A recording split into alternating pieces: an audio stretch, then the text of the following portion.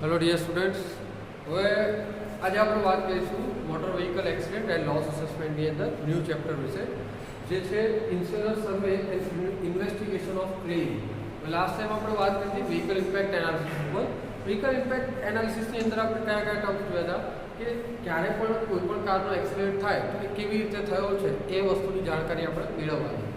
આની અંદર મેં તમને 2-3 ટર્મ્સ કીધા હતા કે જેમ કે વ્હીકલનો એક્સિડન્ટ થાય તો પછી એ ચેક કરવા માટે કોણ આવે છે, એ ચેક કરનાર આવાવાળી વ્યક્તિ કે જે એનું એનાલિસિસ કરે છે, મતલબ જે એના સ્પોટ ઉપર ફોટોસ પાડે છે, એની જે આખી ઇવેન્ટ છે, એક્સિડન્ટ ઇવેન્ટ, મતલબ કેવી રીતે એક્સિડન્ટ થયો છે, તો એ બધું જોવાનું કામ કરવું છે એ સર્વેયર કરવું.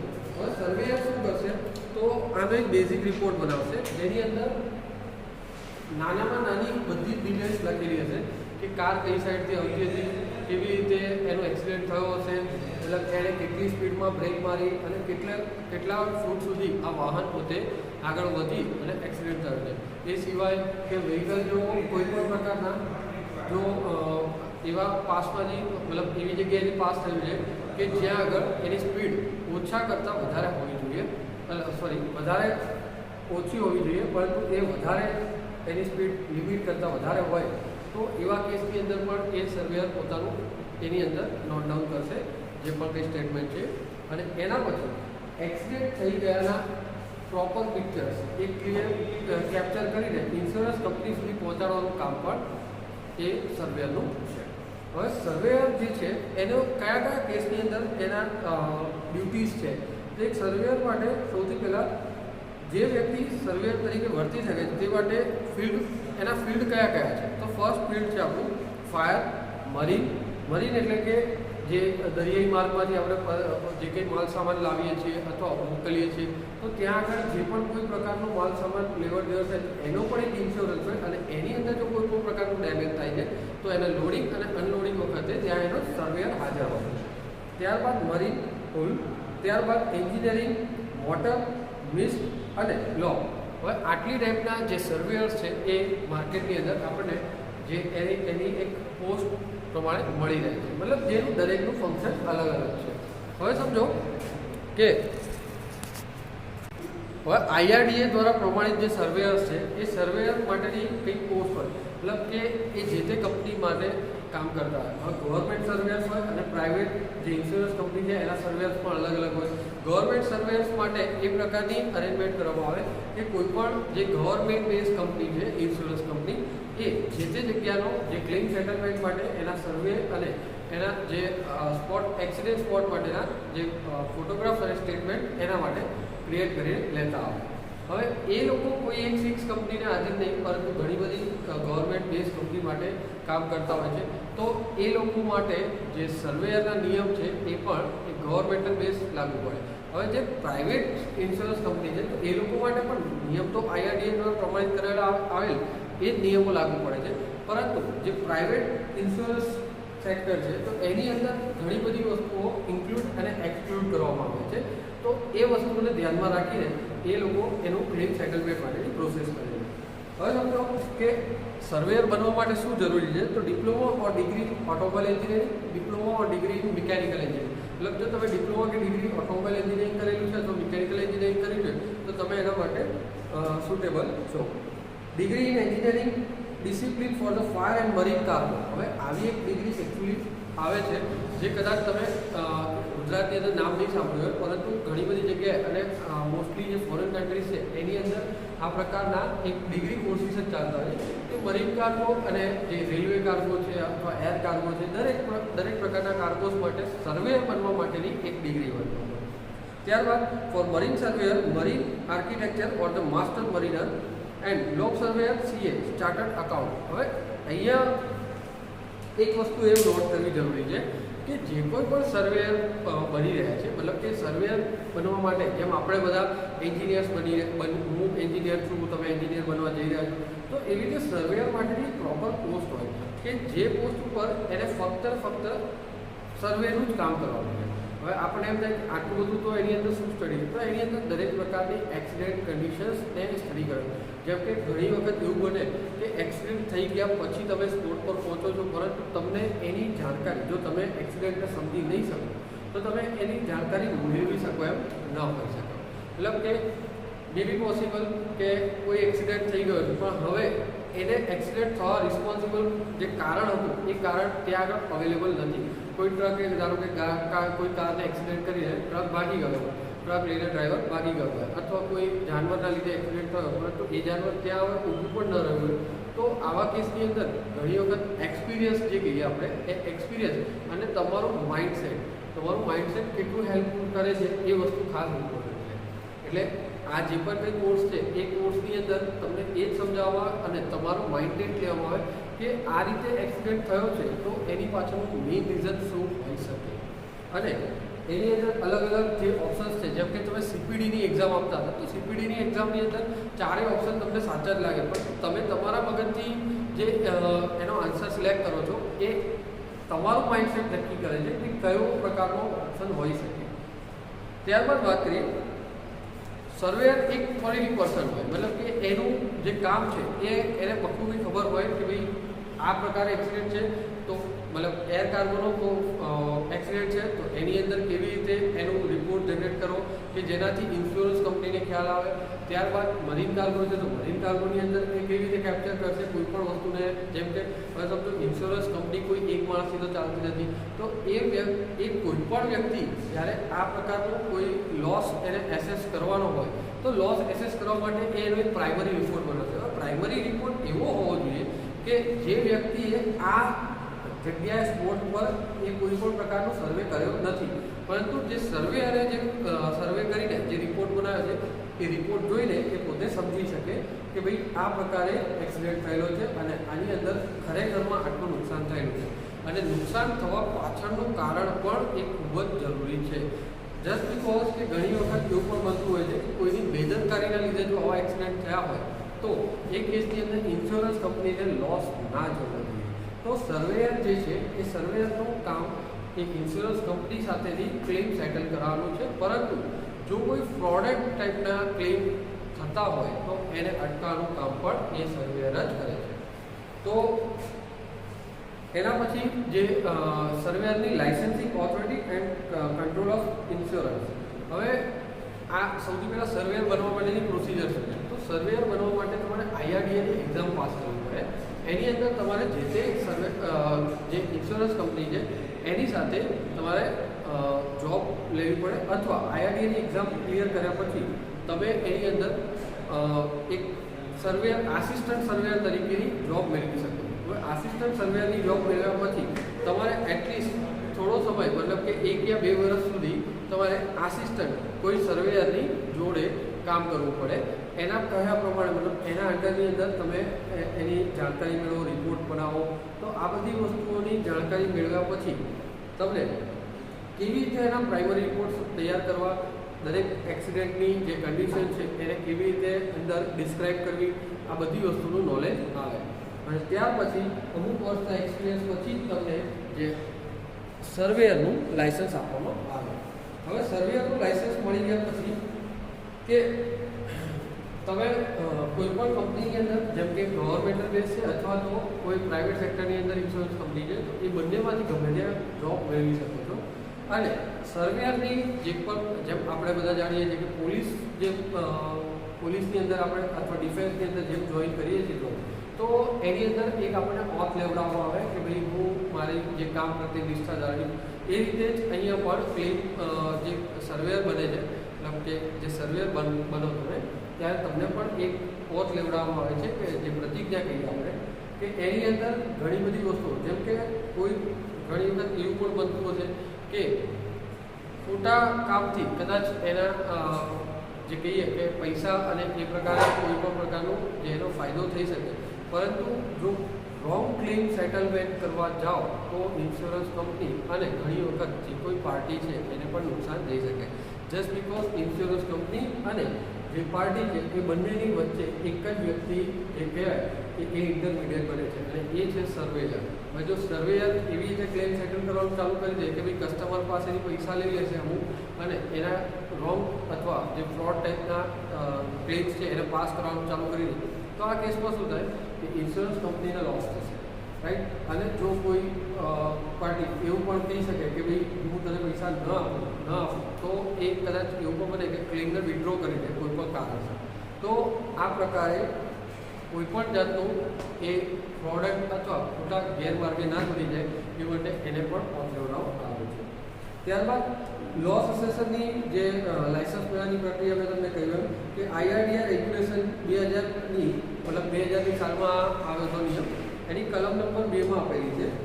હવે એની અંદર તમારે પ્રેક્ટિકલ ટ્રેનિંગ પણ લેવી જરૂરી છે. જે મેં તમને કહ્યું એમ કે 2 વર્ષ માટે તમે જે કોઈ પણ જગ્યાએ કોઈ સર્વેયરની નીચે અંડરમાં કોઈ સિનિયર સર્વેયર એની અંડરમાં તમને જુનિયર આસિસ્ટન્ટ સર્વેની પોસ્ટ મળે અને તમારે એની સાથે જઈને કોઈ પણ જગ્યાનો જે કોઈ પણ ક્લેમ સેટલ કરવાનો હોય એને ફોટોગ્રાફ, ડોક્યુમેન્ટ અને એક્સિડન્ટ સ્પોટનો એનાલિસિસ કરવાની જરૂર પડે. એની અંદર ઘણી બધી વસ્તુ એવી પણ શીખવા મળે આપણને કે આવી કન્ડિશનની અંદર ફર્સ્ટ કન્ડિશનની અંદર કેવી રીતે કામ કરવું અને એને સમજવું કે ભાઈ એક્સિડન્ટ થવા પાછળનું મેઇન રીઝન શું છે. હવે વાત કરીએ તો લાયસન્સ રદ કરવાની અથવા મોકૂફ રાખવાની જોગવાઈ. હવે લાયસન્સ રદ કરવાની અથવા મોકૂફ મતલબ કે એને ટેમ્પરરી સસ્પેન્ડ કરવાની જોગવાઈ ક્યારે છે? તો એવું નથી કે તમે સર્વેયર એકવાર બની ગયા એટલે તમારી જોડે હવે કોઈ પણ જાતનું એનું એ લાયસન્સ કેન્સલ ન થાય. એ લાયસન્સ કેન્સલ થવાના પણ ઘણા બધા રીઝન છે. જેમ કે મેં હમણાં તમને કહ્યું કે ફ્રોડન્ટ ક્લેમ્સ તમે જો કોઈ પાર્ટીના પાસ કરાવો છો અથવા ઇન્સ્યોરન્સ કંપની સાથે તમે જો કોઈ ફ્રોડ ટાઈપનું કામ કરી રહ્યા છો તો જો એ ઇન્સ્યોરન્સ કંપનીના ધ્યાનમાં આવે તો તમારું સર્વેયરનું લાયસન્સ હંમેશા માટે અથવા ટેમ્પરરી એને સસ્પેન્ડ કરી દેવામાં આવે. અને ઘણા બધા કેસની અંદર એવું પણ થાય છે કે એ સર્વેયરના જે લાયસન્સ છે એ ઓન ધ સ્પોટ એને કોર્ટમાં કેસ દાખલ કરીને કેન્સલ કરી લેવામાં આવે છે. જસ્ટ બીકોઝ કે જો કોઈ વ્યક્તિ આજે ઇન્સ્યોરન્સ માટે પ્રીમિયમ ભરતી હોય, હવે તમારો કેસ કહું તો તમે કોઈ પાર્ટી છો, તમારી કારનું તમે પ્રીમિયમ ભરો છો દર વર્ષે. હવે તમારી કારનો એક્સિડન્ટ થયા પછી જો એ સર્વેયર એમ કે હું તમારું ક્લેમ પાસ ન કરું પરંતુ જો તમારે કરાવવો હોય તો આટલા પૈસા પે કરવા પડે, તો એ પૈસા પે કરવા માટે થઈને તમે એને ના પાડશો અને એ મે બી પોસિબલ કે તમારો ક્લેમને વિથડ્રો કરી શકે છે. તો તમે શું કરશો કે આ જે તે કંઈ ફરિયાદ છે એને પોલીસ સ્ટેશનની અંદર FIRના રૂપમાં દર્જ કરાવશો.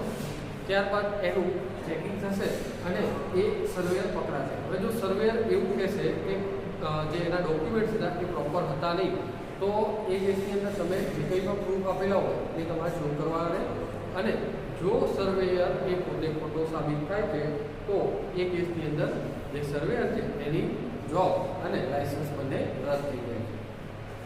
ત્યારબાદ જેમ મેં તમને કહ્યું મોસ્ટલી ફ્રોડન્ટના કેસની અંદર જે સર્વેયર ઉપર પ્રશ્ન ઉઠી શકે છે, એના સિવાય લગભગ ક્યાંય કોઈ જગ્યાએ પ્રશ્ન નથી ઉઠતા. હા, અને એના સિવાય કે જો કોઈ એક્સિડન્ટને ખોટી રીતે દર્શાવવામાં આવ્યો મતલબ કે એના એનાલિસિસમાં કોઈ ખોટ રહી ગઈ હોય, એમ એવું જરૂરી પણ નથી કે એક જ વ્યક્તિ મતલબ એક જ સર્વેયર જે છે એ આની પર ધ્યાન આપે. એની જે પણ કંઈ ડોક્યુમેન્ટેશન છે એ સિનિયર સર્વેયર જે વર્ષોથી એની પર કામ કરતા હોય એવા લોકો એ ઇન્સ્યોરન્સ કંપનીમાં બેસીને આનું એનાલિસિસ પણ કરતા હોય, જેમ કે ફોટોગ્રાફ અને સ્ટેટમેન્ટ ઉપરની. પણ ઘણી વખત એવું બને કે સર્વેયરે એક્સિડન્ટને ખોટી રીતે ભૂલથી દર્શાવ્યો હોય તો એ કેસની અંદર એનું જે લાયસન્સ છે એ ટેમ્પરરી સસ્પેન્ડ પણ થઈ શકે છે, કારણ કે એની ભૂલના કારણે કોઈને નુકસાન ન જવું જોઈએ. ત્યારબાદ એની એસેસરની કામગીરી લોસ અસેસરની અને જે સર્વેયર છે એની કોઈપણ ભેદભાવ વગર વીમા કંપનીની જવાબદારીઓને ગ્રાહકના દાવાને લગતી વિગતો રજૂ કરી અંતે તે બાબતો છૂપી રાખવાની છે તેને જાહેર કરવી નહીં.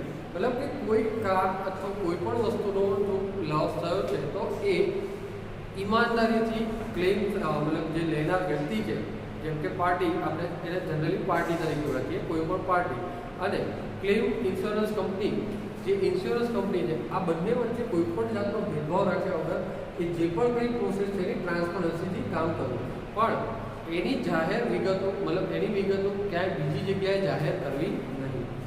ત્યારબાદ ઇન્સ્પેક્શન અને રીઇન્સ્પેક્શન જે પ્રોપર્ટી લોસ થયેલ છે તેનું કરવું, મતલબ કે એકવાર ઇન્સ્પેક્શન કર્યા પછી એનું જો ફરીવાર જરૂર પડે તો ફરીવાર ઇન્સ્પેક્શન પણ કરવું પડે.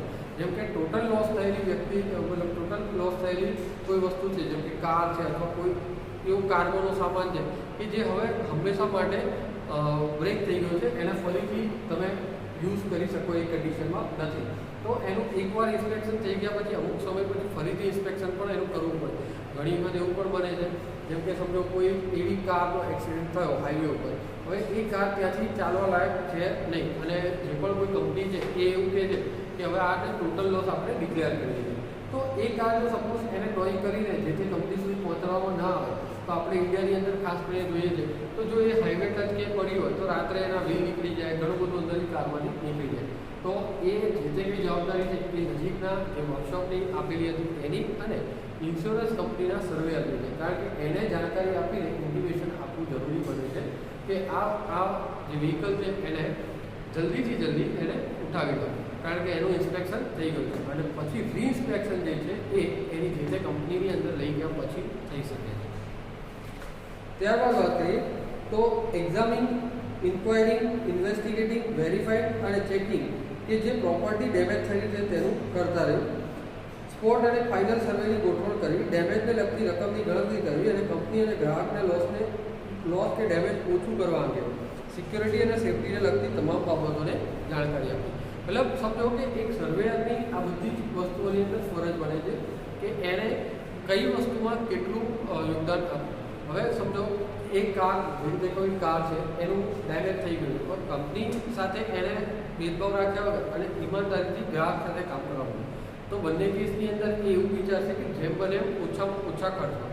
તો સપોઝ સમજો 5 લાખની ગાડી હોય અને એની અંદર ખર્ચો 3 લાખનો આવતો હોય તો સર્વેયરની જોડે એટલો પાવર હોય કે એ પોતે એ નક્કી કરી શકે અને આગળની તરફ એક્સપ્લેન કરી શકે કે જો સપોઝ આપણે આની અંદર 3 લાખ રૂપિયા ખર્ચો કરીશું તેમ છતાં જે કાર છે એ એક્સિડેન્ટલ તો ખરી જ, તો એ કેસની અંદર એ જે તે વ્હીકલ છે એને એ લોકો ટોટલ લોસ મતલબ કે એ હવે ક્યારે વપરાઈ શકે એવી કન્ડિશનમાં નથી એ ડિક્લેર કરવાનું.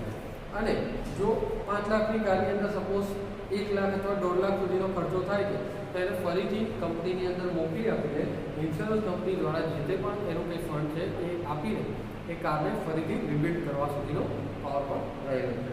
એના જે ડોક્યુમેન્ટેશન છે, એનું ઇન્વેસ્ટિગેશન છે, મતલબ કે કઈ રીતે એક્સિડન્ટ થયો હતો આજે, અને એનું વારે વારે થોડા સમયે જેમ કે કોઈ પણ સર્વેયર છે, ઇન્સ્યોરન્સ સર્વેયર, તો એ જે તે કંપનીની અંદર તમે જેમ કે અત્યારે કોઈ ઓથોરાઇઝ વર્કશોપની અંદર ટ્રેનિંગ કરીને આવ્યા છો તો ત્યાં આગળ તમે ઘણી વખત જોયું છે કે ઇન્સ્યોરન્સ સર્વેયર વીકની અંદર 1 કે 2 દિવસે એના ફિક્સ ટાઈમ પર આવતો હોય.